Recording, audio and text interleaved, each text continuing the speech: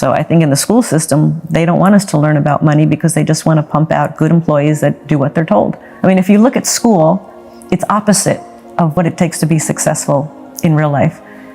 Don't make a mistake. Do as you're told.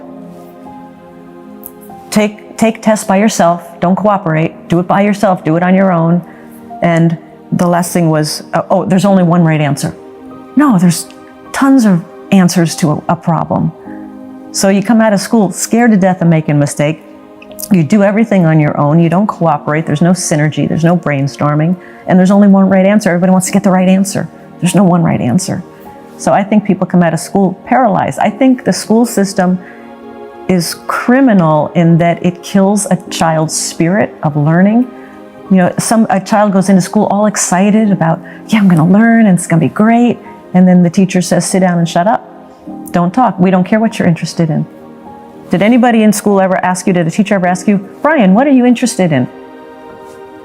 I never did. I never did. So they just teach you what they want to teach you instead of finding out what the child is interested in and teaching to that. So I think kids come out of school scared to death of making a mistake. They come out paralyzed. They don't know what they want to do because their spirit and their creativity has been crushed inside of them. So you almost have to do a whole reprogramming once you get out of school so you can find out what it is that excites you, what it is that where your passion is. When Robert and I had our first date back in 1984, he asked me in Hawaii. Okay. He said, "What do you want to do with your life?" I had been fired twice from the same job out of college, twice. From the same job? Yep. Okay. They fired me and they hired me back and they fired me again. And I knew I wanted my own business. So on our first date, he said, "What do you want to do with your life?" And I said, "I want my own business, but I don't know anything about entrepreneurship. I've never been around entrepreneurs." And Robert said, "Well, I've started several businesses and all of my friends are entrepreneurs." I'm like, "Great, perfect." So 2 months later, I started my first business. But the funniest thought I had coming from an employee was, oh, now my time is my time. I'll do it whenever I want. And I'll have all this free time and it's going to be on my schedule. Wrong. No, you work 24/7. I had no free time.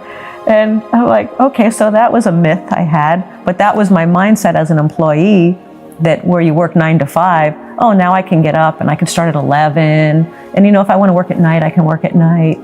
No, you're working, especially when you're starting a business, it's 24/7. Entrepreneurship is not for the faint of heart. It is not.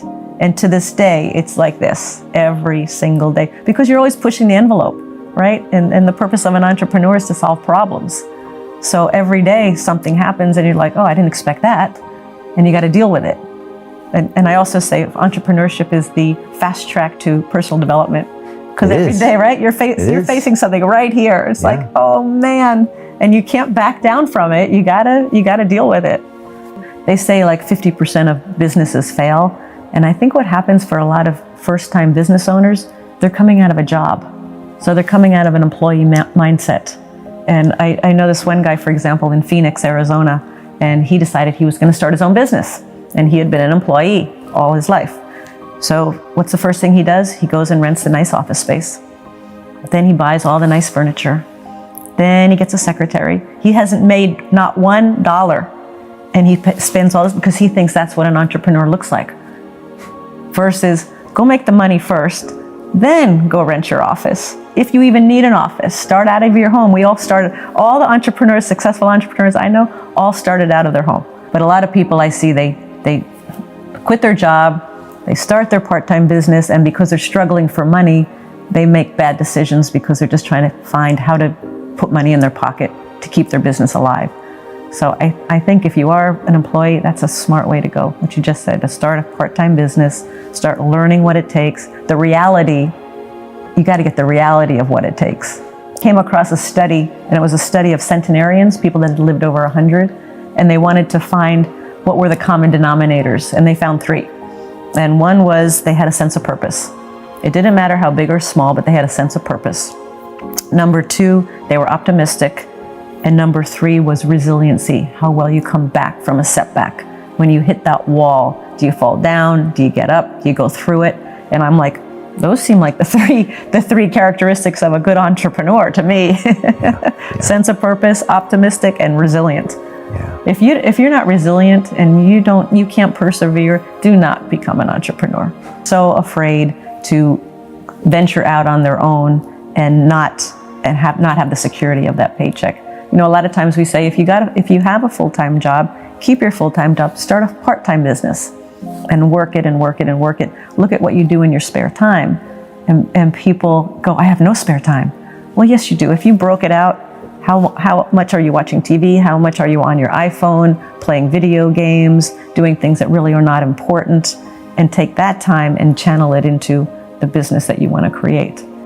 We just launched a product on finding out what's most meaningful to you. Because once you can discover what's most meaningful, then decisions and life becomes so much easier because there's more joy, there's more better communication with relationships. But they don't teach any of this in school. They just say, sit down, do as you're told, take the test by yourself, and don't make a mistake. And so I think a lot of people, they don't want to be uncomfortable. They don't want to get out of their comfort zone. And the only way we grow and learn is by stretching ourselves and getting out of our comfort zone, even by a little bit. You know, Emerson said, this is not the exact quote, but something to the effect of, if you're not facing something you fear every day, you don't understand the secret of life. Because that's where growth and transformation happens. Yeah. So, and I hate making mistakes just like everybody else. I hate failing, but that's where we learn the most. If we can take the lesson of the failure and take the lesson of the mistake and learn from it, then we get much smarter.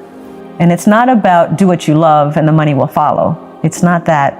It's do what you love. Where's the problem you're solving? Where can you be a contribution?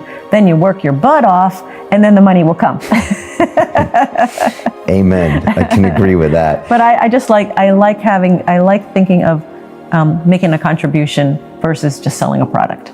Right. And I'll say one other thing. A lot of people say, you know, I really want to make a difference in the world, and I think my product or my service is going to make that difference.